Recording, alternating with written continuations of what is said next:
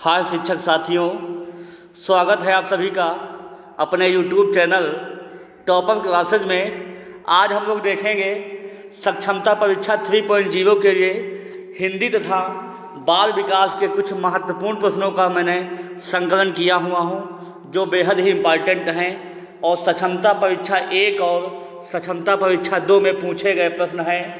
ये वो प्रश्न हैं जो ताबूत में अंतिम कील साबित होने वाले हैं। क्योंकि आप लोग जानते हैं कि परीक्षा की घड़ी जो है अत्यंत निकट होती चली आ रही है, मगर डरना बिल्कुल नहीं है। क्योंकि आप लोग तैयारी पूर्ण मनोयोग से किया है, तो आप डटकर सामना करना है इसका। चलते हैं हम लोग पहले क्वेश्चन की तरफ। पहला क्वेश्चन है कि वर्णों के व्यवस्थित समूह को क्या कहते हैं। पहला ऑप्शन है शब्द कहेंगे, दूसरा है वाक्य कहेंगे, तीसरा है वर्णमाला कहेंगे, चौथा उपयुक्त में कोई नहीं। ये भी सवाल जो है पूछा गया है, इसलिए टिक कर लीजिएगा। तो जो है वर्णों के व्यवस्थित समूह को जो है हम लोग वर्णमाला कहते हैं। ऑप्शन नंबर इसका तीसरा सही जवाब हो जाएगा। समझ में आ गया होगा। जब वर्ण आपस में मिलेंगे तो शब्द बन जाएगा, जब शब्दों का आपस में मेल हो जाएगा तो वाक्य बन जाता है। ये बात आप लोगों को समझ में आ गई होगी। अगले क्वेश्चन पे हम लोग बढ़ेंगे। अगला क्वेश्चन है जो शब्द संज्ञा के स्थान पर प्रयुक्त होते हैं उन्हें क्या कहते हैं। पहला है क्रिया, दूसरा है सर्वनाम, तीसरा है विशेषण, चौथा है कारक। तो जो शब्द जो है, यहाँ पे शब्द होना चाहिए, जो शब्द संज्ञा के स्थान पर प्रयुक्त होते हैं उन्हें हम लोग सर्वनाम कहते हैं। ऑप्शन नंबर बी सही जवाब हो जाएगा। जैसे मैं है, हम है, तुम है, ये शब्द जो हैं संज्ञा के स्थान पर प्रयुक्त होते हैं, इन्हें जो है हम लोग सर्वनाम कहते हैं। संज्ञा की परिभाषा ये हो जाएगी किसी व्यक्ति, वस्तु, स्थान आदि शब्दों का जो है बतलाने वाले शब्दों को जो हम लोग संज्ञा कहते हैं। जैसे मोहन हो गया, पटना हो गया, गंगा हो गया, आदि शब्द जो हैं संज्ञा के प्रकार के रूप में जाने जाते हैं। अगर पूछा जाए संज्ञा के कितने भेद हैं, तो 5 भेद हैं, आप लोग जानते होंगे। विशेषण वो होते हैं जो संज्ञा तथा सर्वनाम की विशेषता बताते हैं, उन्हें हम लोग क्या कहते हैं, विशेषण कहते हैं। समझ में आ गया होगा। और कारक चिन्ह जानते होंगे, जो किसी सेंटेंस में जो है उस सेंटेंस का रूप बदल देते हैं, उन्हें हम लोग कारक चिन्ह कहते हैं। जैसे का है, की है, पर है, आज शब्द जहाँ लगते हैं वहाँ पर कारक चिन्ह इस्तेमाल होता है। अगले क्वेश्चन पे हम लोग चलेंगे। अगला क्वेश्चन वेरी इंपॉर्टेंट रहेगा, आप लोग देखिएगा। वृक्ष से पत्ते गिरते हैं में कौन सा कारक है। पहला है कर्ता कारक है, दूसरा कर्म है, तीसरा संप्रदान है, चौथा अपादान है। तो कर्ता ने कर्म को करण से संप्रदान के लिए अपादान से अलगाव में, अपादान से अलगाव में। तो जहाँ पे अलगाव आ जाएगा, वृक्ष से पत्ते गिरते हैं, तो पत्ता जो है वृक्ष से अलग हो गया है, तो वहाँ पे जो है अपादान कारक हो जाएगा। ऑप्शन नंबर बी डी सही जवाब हो जाएगा। जैसे कहा जाए मोहन घर से गया, तो मोहन जो है घर से निकल गया है, तो यहाँ पे जो है अपादान कारक हो जाएगा। समझ में आ गया होगा। तो कर्ता ने कर्म को कर्ण से संप्रदान के लिए अपादान से अलगाव की स्थिति में। समझ में। अगले क्वेश्चन पे हम लोग चलते हैं। अगला क्वेश्चन है वेरी इंपॉर्टेंट रहेगा। हिंदी दिवस कब मनाया जाता है। पहला है 5 जून, दूसरा है 8 सितंबर, तीसरा है 14 सितंबर, चौथा है 22 अप्रैल। तो 5 जून को आप लोगों को पता है विश्व पर्यावरण दिवस मनाया जाता है। विश्व पर्यावरण दिवस मनाया जाता है। 8 सितंबर को विश्व साक्षरता दिवस मनाया जाता है। विश्व साक्षरता दिवस। इसके अलावा हिंदी दिवस की बात करें तो 14 सितंबर को जो है हिंदी दिवस मनाया जाता है। ऑप्शन नंबर इसका सी सही जवाब हो जाएगा। 22 अप्रैल को जो है विश्व पृथ्वी दिवस मनाया जाता है। ये चारों ऑप्शन जो है पूछे जाने वाले हैं। विश्व पृथ्वी दिवस 22 अप्रैल को जो है मनाया जाता है। एक कमेंट कीजिएगा कि 22 मई को जो है कौन सा दिवस मनाया जाता है। 22 मई को जो है कौन सा दिवस मनाया जाता है, कमेंट कीजिएगा। अगले क्वेश्चन पे हम लोग बढ़ेंगे। अगला क्वेश्चन है, नैतिकता का सिद्धांत किस वैज्ञानिक ने दिया है, किस मनोवैज्ञानिक ने दिया है। यहाँ पे होना चाहिए किस मनोवैज्ञानिक जो है दिया है। पहला है जीन पियाजे, दूसरा है कोहलबर्ग, तीसरा है चॉम्स्की, चौथा है वाइगोत्स्की। चारों विकल्प आप लोग देख लीजिएगा, एक ही झटके में समझ में आ गया है। अगर जीन पियाजे की बात करें तो संज्ञानात्मक जो विकास है जीन पियाजे जी ने दिया है, संज्ञानात्मक विकास। कोहलबर्ग की बात करें तो नैतिकता का सिद्धांत जो है कोहलबर्ग जी ने दिया है। तीसरा है चॉम्स्की जो है भाषा विकास सिद्धांत जो है चॉम्स्की साहब जी ने दिया है, भाषा विकास सिद्धांत। और वाइगोत्स्की जो है सामाजिक अंतःक्रिया का सिद्धांत दिया है। ये चारों जो हैं सिद्धांत बहुत इंपॉर्टेंट रहेंगे, कोई ना कोई आपको देखने को मिलेगा। तो ऑप्शन नंबर बी सही जवाब हो जाएगा। आप लोग नोट डाउन कर लीजिएगा, अगर याद ना रहे तो परीक्षा हाल तक जरूर आपको देख के जाइएगा। अगले क्वेश्चन पे चलते हैं। अगला क्वेश्चन है, पीयूष का विलोम शब्द है, वेरी इंपॉर्टेंट है। क्षीर है कि नीर है कि अमृत है कि विष है। जो पीयूष होता है वो अमृत का पर्यायवाची शब्द है। किसका है? अमृत का पर्यायवाची शब्द है, तो अमृत का विलोम हो जाता है विष। ऑप्शन नंबर इसका डी सही जवाब हो जाएगा।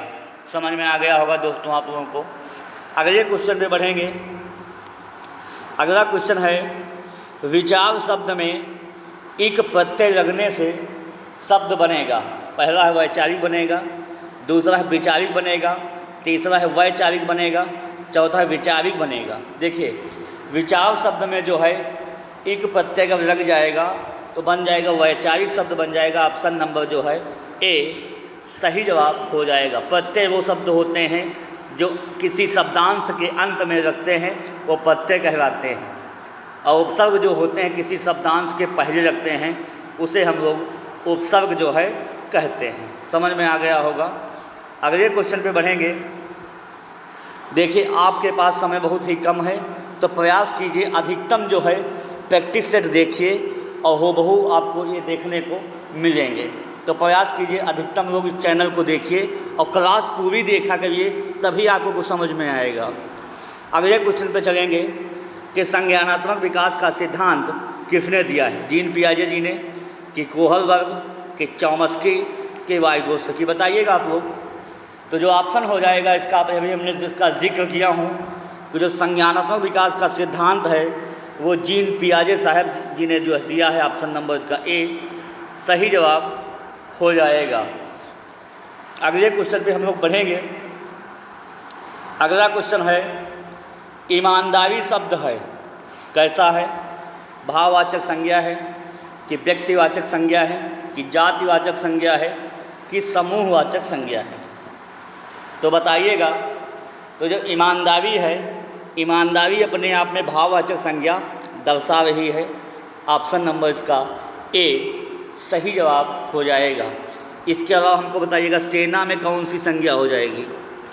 सेना में बताइएगा कौन सी संज्ञा है, नदी में कौन सी संज्ञा है, पटना में कौन सी संज्ञा है और गंगा में कौन सी संज्ञा है। चारों संज्ञा के नाम को हमको बताइएगा, मैं आपके कमेंट का इंतज़ार करूँगा। सेना में कौन सी संज्ञा होगी? नदी, पटना और गंगा। अगले क्वेश्चन में बढ़ेंगे। अगला क्वेश्चन है, दो वर्णों के मेल से होने वाले विकार को क्या कहते हैं? पहला है संधि, दूसरा है समास, तीसरा है उपसर्ग, चौथा है प्रत्यय। तो दो वर्णों के मेल से होने वाले जो है विकार को हम लोग संधि कहते हैं। ऑप्शन नंबर ए सही जवाब हो जाएगा। संधियां जो है तीन प्रकार की होती हैं, कौन कौन से हैं?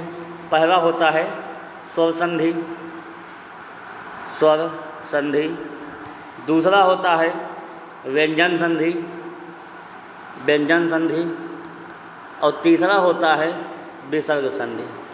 कौन सा होता है? विसर्ग संधि। ये आपको समझ में आ गया होगा। अगर पूछा जाए स्वर संधि के कितने जो है भेद है, तो सब संध के जो है 5 भेद हैं, उनके आप लोग नाम लिख के हमको बताइएगा। अगले क्वेश्चन पे चलते हैं। अगला क्वेश्चन है लोटा शब्द है, कैसा शब्द है लोटा? रूढ़ शब्द है कि यौगिक शब्द है कि योग रूढ़ शब्द है कि इनमें से कोई नहीं? बताइएगा आप लोग। तो जो लोटा जो होता है वो रूढ़ शब्द है। ऑप्शन नंबर इसका पहला सही जवाब हो जाएगा। इसके अलावा दशानन जो है वो कैसा शब्द है? योग रूढ़ शब्द है। कैसा है? योग रूढ़ शब्द है। यौगिक की बात करें तो हम लोग जो पाठशाला है एक ऐसा शब्द है, यौगिक शब्द है। अगर दो शब्दों का आपस में मेल हो जाएगा तो वहाँ पे यौगिक बन जाएगा, और जब किसी तीसरे का अर्थ प्रयुक्त होता है तो वहाँ पे योग रूढ़ हो जाता है। ये बात आपको समझ में आ गई होगी। अगले क्वेश्चन पे, अगला क्वेश्चन है वह मेरा विद्यालय है, वाक्य में वह सर्वनाम है। क्या सर्वनाम है? निश्चयवाचक सर्वनाम है कि अनिश्चयवाचक सर्वनाम है कि निजवाचक सर्वनाम है कि प्रश्नवाचक सर्वनाम है? तो वह मेरा विद्यालय वही विद्यालय है, एक निश्चित विद्यालय है। तो यहाँ पे जो है ऑप्शन नंबर पहला सही जवाब हो जाएगा। आप भला तो जग भला, आप भला तो जग भला, इसमें जो है निजवाचक सर्वनाम हो जाएगा। ये सवाल पूछा गया है, आप भला तो जग भला, जग भला। अब प्रश्नवाचक में कौन सा आ जाएंगे? कौन है, क्या है। जहाँ पे प्रश्नवाचक शब्द आ जाएं वहाँ पे प्रश्नवाचक सर्वनाम हो जाता है। अनिश्चय में किसका है, मतलब किसका है पता नहीं है, ऐसे शब्द जो हैं अनिश्चयवाचक सर्वनाम के अंतर्गत आ जाते हैं। समझ में आ गया होगा। अगले क्वेश्चन पे हम लोग बढ़ेंगे। अगला क्वेश्चन है पत्नी का पर्यायवाची शब्द है। पहला है भाव्या, दूसरा है आत्मजा, तीसरा है तनया, चौथा है दुहिता। देखिए पत्नी जो कहते हैं वो अर्धांगिनी को कहते हैं। अर्धांगिनी मतलब भाव्या को जो है पत्नी कहा जाता है। आत्मजा जो है, तनया है, दुहिता है, ये सब पुत्री के हैं या कहते हैं बेटी के जो है पर्यायवाची शब्द हैं। तो पत्नी का पर्यायवाची शब्द हो जाएगा भाव्या, या अर्धांगिनी भी कह सकते हैं। समझ में आ गया होगा आप लोगों को। अगले क्वेश्चन में बढ़ेंगे। अगला क्वेश्चन है वेरी इंपॉर्टेंट है, जानने की इच्छा रखने वाला वाक्यांश के एक शब्द है, क्या कहलाएगा? विज्ञ कहलाएगा कि जिज्ञासु कि ज्ञानी कि ऋषि? तो जो जानने की इच्छा रखने वाला होता है उसे हम लोग जिज्ञासु कहते हैं। ऑप्शन नंबर इसका बी सही जवाब हो जाएगा। समझ में आ गया होगा आप लोगों को। अगले क्वेश्चन में बढ़ते हैं हम लोग। अगला क्वेश्चन है वाक्यांश के एक शब्द है कि वह स्त्री जिसके कोई संतान ना हो, क्या कहेंगे? कुलटा कहेंगे कि अप्रसूता कहेंगे कि बांझ कहेंगे कि विधवा कहेंगे? जो विधवा होती है जिसका पति ना हो, जिसके पति ना हो उसे हम लोग विधवा कहते हैं। पति मर गया हो उसे हम लोग क्या कहते हैं? विधवा कहते हैं। बांझ वो कहते हैं जिसके कोई भी संतान न हो, उसे हम लोग बांझ कहते हैं। तो ऑप्शन नंबर इसका सी सही जवाब हो जाएगा। अगले क्वेश्चन में बढ़ेंगे। अगला क्वेश्चन है ज्येष्ठ का विलोम शब्द है, क्या होगा? कनिष्ठ होगा कि पूर्व होगा कि भूत होगा कि अगज होगा? देखिए ज्येष्ठ माने होता है बड़ा, क्या होता है? बड़ा। तो इसका हो जाएगा छोटा, छोटा माने कनिष्ठ। ऑप्शन नंबर ए सही जवाब हो जाएगा। पूर्व माने पहले, अपश्च माने होता है बाद में। अगले क्वेश्चन पे भूत का हो जाएगा भविष्य, भूत का भविष्य हो जाएगा। अगले क्वेश्चन पे बढ़ेंगे। अगला क्वेश्चन है, यहाँ पे अंडरलाइन कर लीजिएगा। नल बूंद बूंद टपक रहा है, वाक्य में रेखांकित है। क्या टपक रहा है? बूंद बूंद। तो जो बूंद बूंद है वो विशेषण होगा कि क्रिया विशेषण होगा कि क्रिया होगी कि क्रिया विशेषण होगा कि सर्वनाम होगी? तो जो नल है वो बूंद बूंद टपक रहा है, थोड़ा थोड़ा टपक रहा है, तो वहाँ विशेषता की विशेषता मतलब क्रिया विशेषता जो है बतलाई जा रही है। ऑप्शन नंबर इसका सी सही जवाब हो जाएगा। समझ में आ गया होगा। अगले क्वेश्चन में बढ़ेंगे। अगला क्वेश्चन है सुमित सो रहा है, इसमें कौन सी क्रिया का भेद है? अकर्मक क्रिया है कि सकर्मक क्रिया है कि प्रेरणार्थक क्रिया है कि द्विकर्मक क्रिया है? तो सुमित सो रहा है, तो इस प्रकार की क्रियाएं जो है अकर्मक क्रियाएं होती है। सोना हुआ, हंसना हुआ, रोना हुआ, इसमें कोई काम नहीं होता है। ये सब जब क्रियाएं होती हैं ये अकर्मक क्रियाएं होती है। ऑप्शन नंबर इसका पहला सही जवाब हो जाएगा। अगर कहा जाए मोहन पढ़ रहा है, तो यहाँ पे जो है सकर्मक क्रिया है। मोहन क्या करता है, क्या का जवाब अगर मिल जाएगा तो आपका वहाँ पे सकर्मक क्रिया हो जाएगी। ऑप्शन नंबर बी सही जवाब हो जाएगा। मोहन क्या कर रहा है, तो मोहन पढ़ रहा है। क्या का अगर जवाब मिल जाता है तो आपको वहाँ पे जो है सकर्मक क्रिया देखने को मिल जाएगी। समझ में आ गया होगा। अगले क्वेश्चन में बढ़ेंगे। अगला क्वेश्चन है रेलगाड़ी शब्द है, कैसा शब्द है बताना होगा आपको। तत्सम शब्द है कि तद्भव शब्द है कि देशज शब्द है कि संकल्प शब्द है? रेलगाड़ी जो है दो शब्दों से मिलकर बना है, रेल प्लस गाड़ी। तो जहाँ दो शब्दों का मेल हो जाएगा वहाँ पे क्या हो जाएगा, संकल्प शब्द हो जाएगा।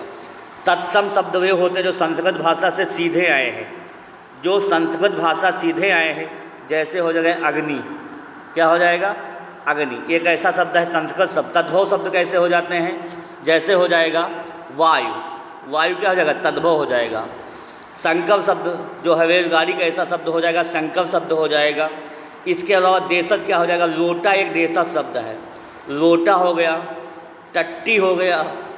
समझ में आ गया। अगले क्वेश्चन पे बढ़ते हैं हम लोग।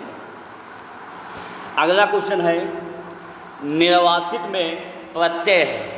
तो हमने बताया है प्रत्यय जो है शब्दांश के अंत में रखकर जो है उसका अर्थ बदल देते हैं।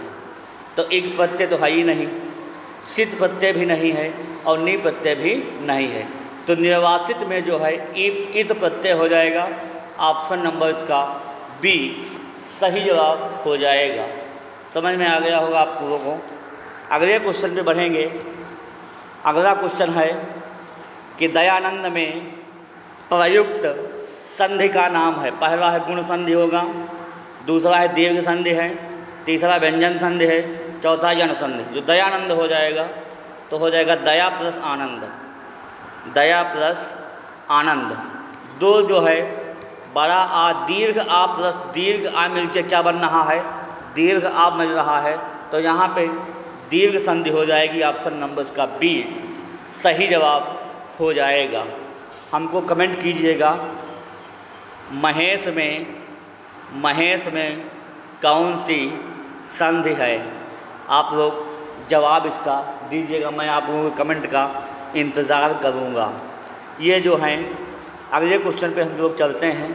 अगले क्वेश्चन वो हैं जो सक्षमता 1 और 2 में पूछे गए प्रश्न हैं। इनको भी हमने शामिल करने का प्रयास किया हूँ, आप लोग हूबहू देखिएगा।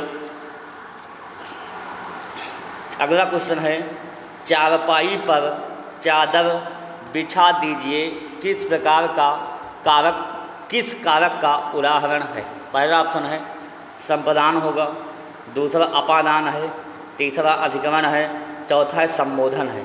तो संप्रदान के लिए होता है, संप्रदान के लिए कर्ता ने कर्म को करण से, संप्रदान के लिए अपादान से अलगाव की स्थिति में, अलगाव की स्थिति में, अधिकरण में पर से, अधिकरण में पर से, संबोधन काकी के, संबोधन का की और के, कारक चिन्ह से सवाल बनना 101% तय है। तो चारपाई पर चादर बिछा दीजिए मतलब अधिकरण हो जाएगा। कौन सा अधिकरण, मतलब में पर से, ये हो जाता है कारक चिन्ह। तो ऑप्शन नंबर इसका तीसरा सही जवाब हो जाएगा। अगले क्वेश्चन पे हम लोग बढ़ेंगे, देखेंगे। अगला क्वेश्चन है वाक्यांश के एक शब्द कहा गया है जिसके हृदय में दया नहीं है उसे कहते हैं, क्या कहेंगे, निर्दय कहेंगे कि निर्मम कहेंगे कि कृतज्ञ कहेंगे कि नास्तिक कहेंगे। जिसके हृदय में दया नहीं है उसे हम लोग कहते हैं निर्दय। क्या कहते हैं, निर्दय। बड़ों की आज्ञा मानने वाला कृतज्ञ होता है। नास्तिक हो जाए जो ईश्वर पर विश्वास ना रखता हो। तो निर्दयी मतलब जिसके हृदय में दया नहीं है। समझ में आ गया होगा। अगले क्वेश्चन पे, अगला क्वेश्चन है पक्षी उड़ रहे हैं किस काल का उदाहरण है? भूतकाल कि वर्तमान काल कि भविष्य काल कि इनमें से कोई नहीं। अगर पूछा जाए काल के कितने भेद हैं तो काल के 3 भेद हैं। जो इस समय चल रहा है उसे हम लोग कहते हैं वर्तमान काल। कौन सा काल कहेंगे? वर्तमान काल। जो बीत चुका है उसे हम लोग कहते हैं भूतकाल। कौन सा? भूतकाल कहते हैं।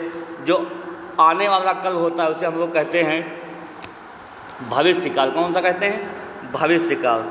तो पक्षी उड़ रहे हैं मतलब वर्तमान में उड़ रहे हैं, इसलिए ऑप्शन नंबर का दूसरा सही जवाब हो जाएगा। समझ में आ गया होगा आप लोगों को। अगले क्वेश्चन पे बढ़ेंगे, देखेंगे। अगला क्वेश्चन है कि लोटा शब्द है, अभी हमने पढ़ाया था और वही परीक्षा में पूछा गया है। लोटा शब्द है, कैसा शब्द है? रूढ़ शब्द है कि यौगिक शब्द है कि योग रूढ़ शब्द है कि इनमें से कोई नहीं? तो जो लोटा शब्द है और रूढ़ शब्द है अपने आप में अकेला है, इसलिए ऑप्शन नंबर इसका पहला सही जवाब हो जाएगा। अगले क्वेश्चन पे हम लोग बढ़ेंगे। अगला क्वेश्चन है किसमिस शब्द है, अरबी है कि फारसी है कि तुर्की है कि पश्तो भाषा का है? जो किसमिस शब्द है वो फारसी भाषा का शब्द है। ऑप्शन नंबर इसका दूसरा सही जवाब हो जाएगा। इसके अलावा हमको बताइएगा जो हिंदी है, हिंदी कैसा शब्द है? हिंदी कैसा शब्द है, किस भाषा से उठाया गया है? ये ऑप्शन यही रहेंगे चारों, अरबी, फारसी, तुर्की और पश्तो। इसका जवाब हमको दीजिएगा। अगला क्वेश्चन है कवि का स्त्रीलिंग है, वेरी इंपॉर्टेंट है, ये पूछा गया सवाल है। कवि का जो स्त्रीलिंग हो जाएगा, कवित्री नहीं होगा, कवित्री नहीं होगा, कवियित्री नहीं होगा। चौथा ऑप्शन सही हो जाएगा, कवियित्री होता, ऐसे लिखा जाता है कवित्री। ये जो है कवित्री का स्त्रीलिंग रूप भी है और इसका पुल्लिंग स्त्रीलिंग जो है बनाने को दिया जाता है। अगला बताइएगा हमको सम्राट का स्त्रीलिंग क्या होगा? सम्राट का स्त्रीलिंग क्या होगा? कवित्री जो है वाक्य शब्द संशोधन में भी जो है कवित्री को पूछा जाता है। अगले क्वेश्चन पे बढ़ेंगे। अगला क्वेश्चन है टा का उच्चारण स्थान है, बताइएगा आप लोग। ये जो है इस सेशन का अंतिम सवाल रहेगा। टा का उच्चारण स्थान क्या है बताइएगा? कंठ होता है कि मूर्धन्य होता है कि दंती होता है कि ओष्ठ होता है? बताइएगा। एक मैंने आपको ट्रिक बताया है, हिंदी वर्णमाला में अगर उच्चारण स्थान से सवाल पूछा जाए तो ट्रिक याद रखिएगा, KTMDO, KTMD